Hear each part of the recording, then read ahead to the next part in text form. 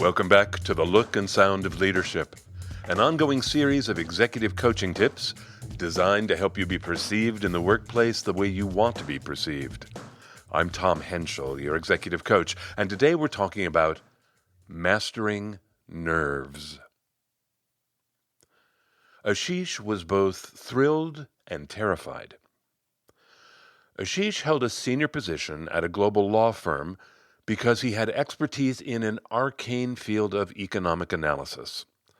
The prior year, a corporation represented by the firm had been sued over a very odd, very narrow stakeholder complaint. If Ashish's firm didn't win the case, the corporation could be at risk for billions of dollars over decades. Ashish came up with a theory that would defend the corporation's position. That theory of his had become the heart of the defense. Soon, as part of the case, he was going to have to testify before a judge and explain his analysis. "This is a dream come true, Tom," he told me during a coaching session. "A theory of mine is going to end up influencing the outcome. Enormous sums are at stake here, and my theory could be the hinge point. I couldn't be more delighted." He smiled and said, "I like when people pay attention to my ideas. I love my ideas. I wish more people wanted to know about them. And now they will, if," he raised a finger dramatically, "if I can explain my theory to the judge. Well, no, I certainly can explain it. The question is whether I can explain it in a way the judge will understand." I asked, "Why wouldn't the judge understand?"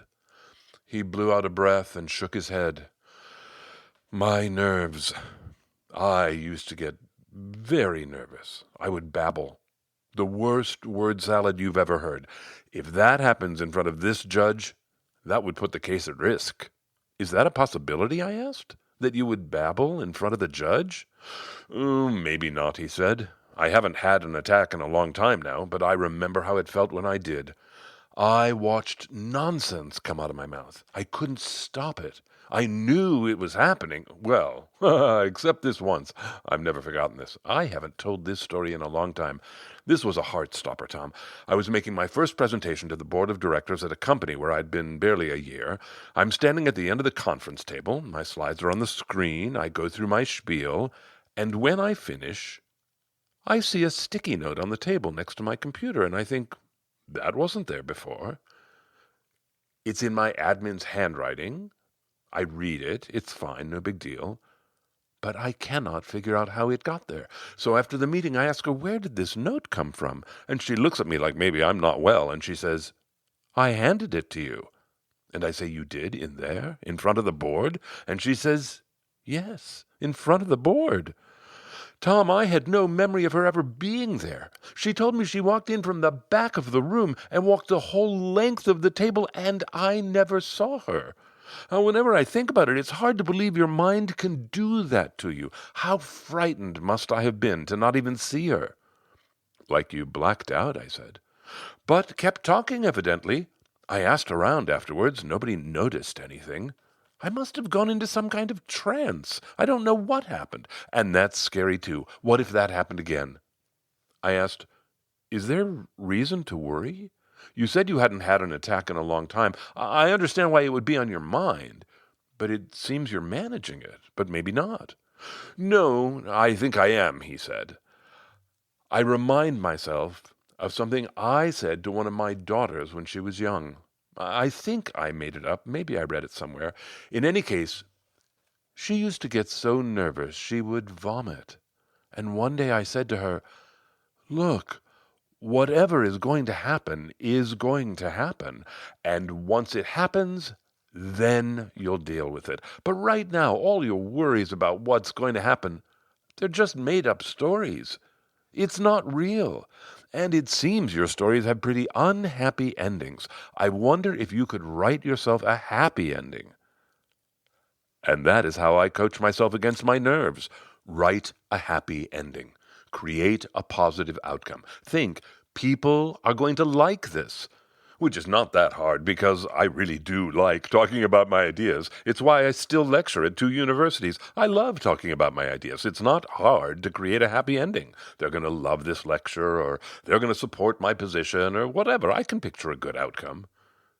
I nodded, agreeing, saying, when I talk with people about nervousness, I ask, what outcome are they imagining? If it's a bad outcome, focused on their weaknesses and what might go wrong, it makes sense they would feel nervous. But if they're imagining their strengths and where they're confident, there's just no room for nerves. So I say choose your focus. You have control over your thoughts. What ending are you imagining? He asked, what else do you talk about when you talk with people about nervousness? I smiled and said, well, there's a tool I talk about all the time, and it comes from a story of my own that I tell. Can I hear it? He asked. Sure. I took a breath. One of my first professional acting jobs right out of school was at an enormous theater here in Los Angeles called the Ahmanson. It seats 3,000 people. When you put on theater for 3,000 people, it has to be big. Well, I had a tiny little part in a gigantic extravaganza. My big moment was a 2-line exchange with the big star. And this woman, I was in awe of her. She was just amazing. I felt so lucky to have watched her in rehearsals.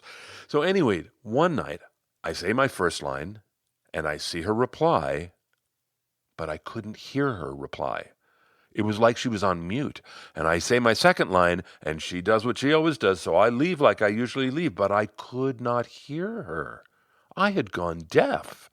He said, like I had gone blind. I nodded. Amazing, right? My nerves shut down my hearing like your nerves shut down your vision. And out of this came a tool, he asked.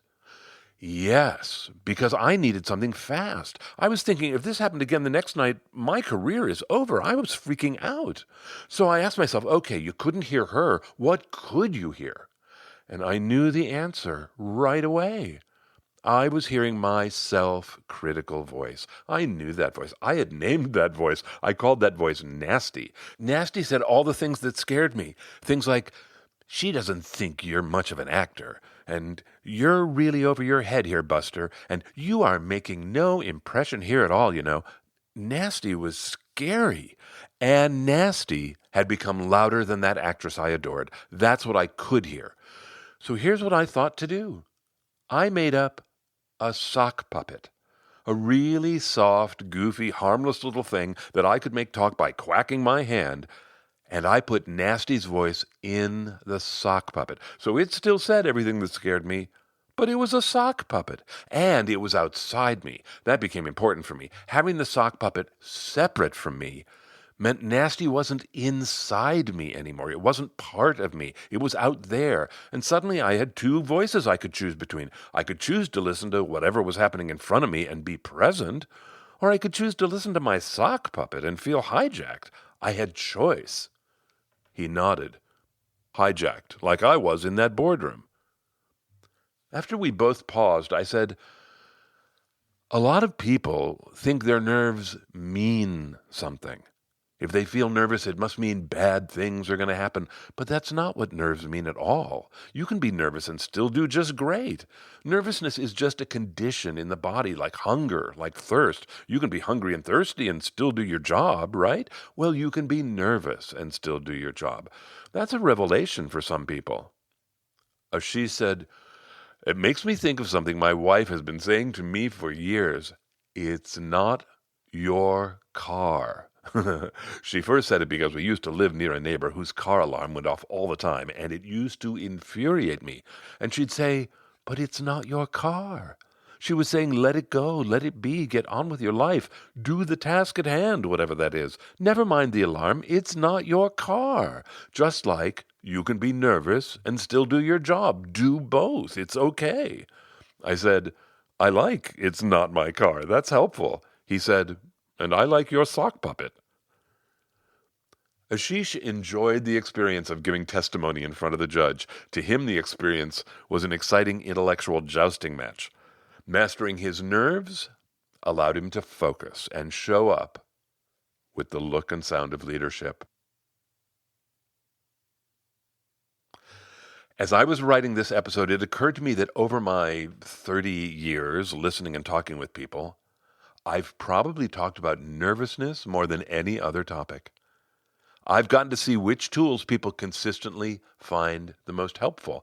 And in this part of the show, I want to tell you my top 3, and then I want to tell you about a case of nervousness that happened on a global stage that I've found amazing to watch.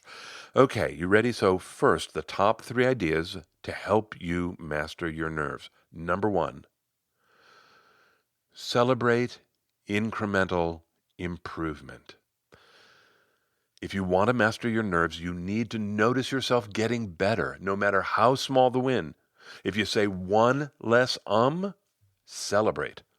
If you're nervous 1 minute less, celebrate. If out of 10 questions you get asked, you can answer just one of them with clarity and spark, celebrate. So what does this mean? How would you put this into action? Here's what you do. You pick some part of your nerves that you want to improve. So maybe you're going to focus on something physical, like not racing through your words. Or maybe you're going to focus on something mental, like not letting your thoughts go racing. Whatever you focus on, whatever you want to make better, take its measure and set yourself a goal. It would sound something like this. Next time, before my next presentation, I'd like my nerves to be at 4 instead of 8. That would be a reasonable goal. But what if you only get to 6? You celebrate. To manage your nerves, you have to create a positive feedback loop. I have come to believe that most people are not wired to celebrate incremental improvement. They have to make themselves notice good things. Most people learn to celebrate incremental improvement. If you can do it, it makes a difference. Celebrate incremental improvement. Okay, that's idea number 1. Before I jump into idea number 2, I want to make a quick diversion. I want to say a word about panic. Some people experience panic. I think panic is different from nerves. Over the years, clients who have panic have told me that beta blockers help them. They were still nervous, but they weren't panicked. If your nerves feel like panic, racing heart, short of breath, you might talk to a doctor about beta blockers. Okay, so idea number 1 was celebrate incremental improvement. Now we get to number 2, write happy endings. Ashish and I talked about this during the episode. The message is this: how you think affects how you feel. Write happy endings will help master your nerves. So how does it work? You ask yourself, what do I imagine is going to happen? And listen to your answer. What do I imagine is going to happen? If you're nervous, it's almost guaranteed you are picturing an unhappy ending. Something bad is going to happen. I mean, come on. If it were all glory and rainbows, why would you be nervous, right? So there has to be some tripwire in there. What is it? That's your job. Articulate specifically, what are you worried about? And then you ask yourself this question. Those things that I'm worried about, are they in my control? If they are, just go do them. I mean, take care of business. But if they're not, well, then you don't know what's really going to happen. That's the very definition of not being in control, right? You don't know what's going to happen. And you have made up a story that is making you nervous. So unwrite that story. Write a happy ending. The more positively you think about the event, the smaller your nerves will be. This is in your control. And it's not unlike celebrating incremental improvement, except that's assessing what happened and looking for the good in it. This is creating the future, writing a happy ending. Once again, I would say people are not wired for this tool, but when they learn it, their nerves are not a problem. That's idea number 2, write happy endings. Here's idea number 3. So this is a variation on the sock puppet or Ashish's car alarm. The idea is this: ignore your nerves. Ignore them. Your nerves are like a bully on the playground. They're just trying to scare you. And any engagement you have with them is going to be a loss. So ignore them. You don't have to kill them. You don't have to make them shut up. Ignoring your nerves makes them powerless. If you ignore them, you might still feel nervous, but you can still do your job, right? And you can be nervous and still celebrate incremental improvement. You can be nervous and still write a happy ending. Those are the top 3 ideas about mastering nerves. Celebrate incremental improvement, write happy endings, ignore your nerves. Next, a story about a very public case of nerves that I find so inspiring. I cannot wait to share it with you right after this month's gratitude. This month, gratitude to you as a community of listeners who are so engaged. As one example, Charles Lambden, a listener in Portland. He reached out to me. He asked for the PDF that we have about 6 books that we recommend. And the next thing I know, he sends me a picture of all 6 books on his desk. I'm so grateful for things like that. Charles, thank you. But so many of you do things like that. Also, it seems like as a group, you all did something that I'm grateful for. It seems you listened to the interview that I did on Neha Singh's podcast, Bridge to Leadership. I mentioned it on an episode here, and she saw a spike in her numbers. Now, I'm going to assume that that's all of you. I am grateful for your interest and grateful for your support. And by the way, I misspoke when I said Neha was part of a layoff. She was not. I'm sorry. That was my mistake. Gratitude this month to all the coaches who listen. Thank you so much. Also, for all of you, please stay tuned after the sign-off. I have 2 resources I want to share with you. As ever, gratitude for people who post reviews this month. Thanks to Dogeboy765 here in the U.S., and to answer your question, yes, I do read what you wrote, and I was so grateful to know that you find the show inspiring. Thank you. Thank you to all of you. Okay. This story. This story is like a shot of inspiration directly in my veins. Before I tell you the story, I want to tell you why I'm sharing it with you. For years and years, people have told me how helpful the idea of the sock puppet has been. People tell me that externalizing their nasty voice helps them gain control over it.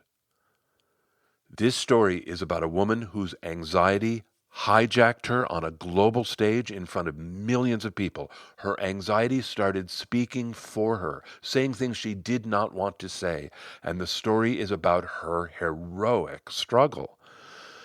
You can watch this unfold for yourself. It's a 3-minute clip of Emma Stone struggling to make her acceptance speech at the 2024 Academy Awards when she won for Best Actress. As background, Emma Stone is an American actress. She's in her 30s. She has been performing professionally since she was a teenager.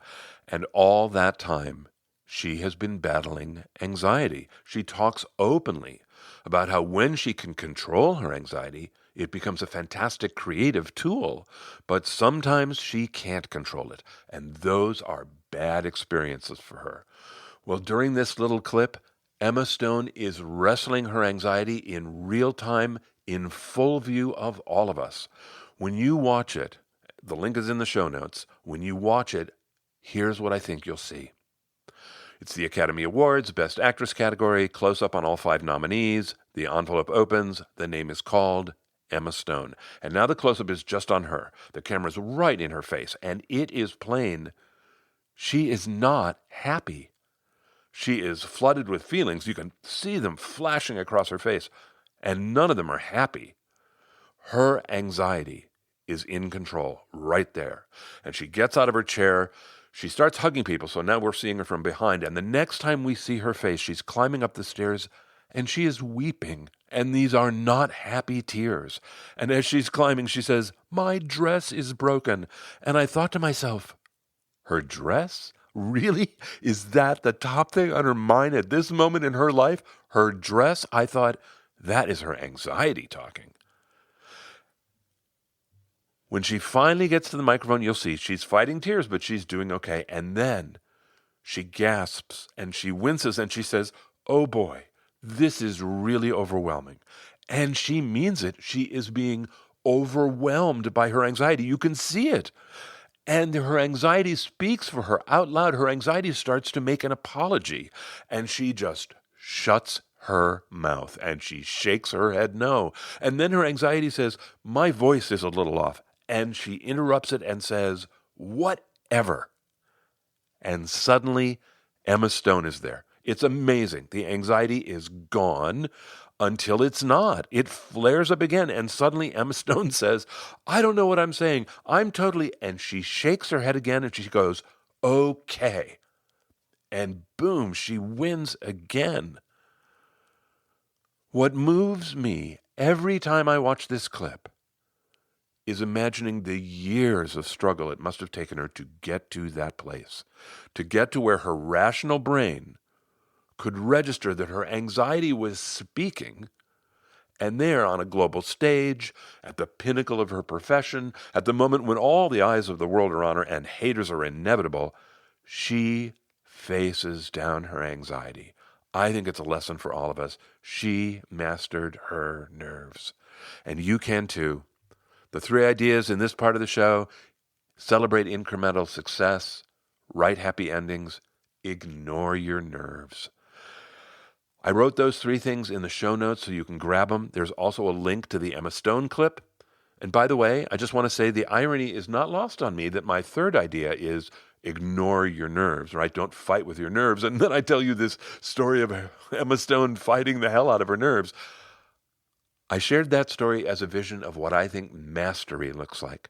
Emma Stone has been working hard to master her nerves for years. She is a pro, which is why that clip is so inspiring. But most of us aren't that far along in our journeys. So ignore your nerves. That's a good strategy for now.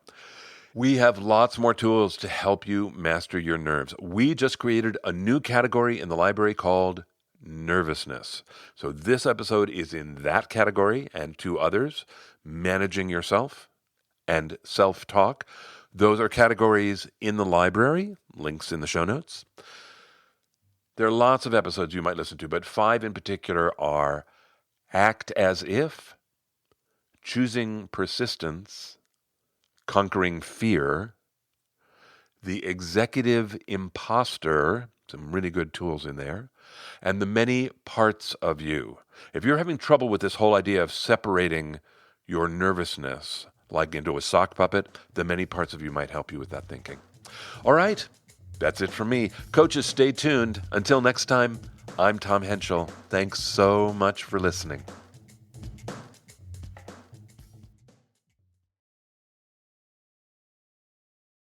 Hello, coaches. 2 resources. One is a podcast. There is a podcast called Coaching Stories. The host is a woman named Sam Humphrey. She used to be the global head of coaching at Unilever. On her show, she asks senior coaches to tell a flow story and a fall story. Every episode that I listen to has been interesting and instructive. I encourage you to check it out. Coaching Stories Podcast. The second resource is one I've mentioned before. I just want to put it back in your mind. It is the Executive Coaching Special Interest Group that I lead as part of ICF Los Angeles. We meet 6 times a year. We talk about all aspects of being an executive coach. People join from all over the country, internationally, actually. We see ourselves as a learning community, open to anyone who's curious. Come check us out. Thanks to you who've already been there. That has been really fun to see you there. Thank you so much. A link for the podcast and a link for the SIG are both in the show notes. Okay, coaches, take care. Bye.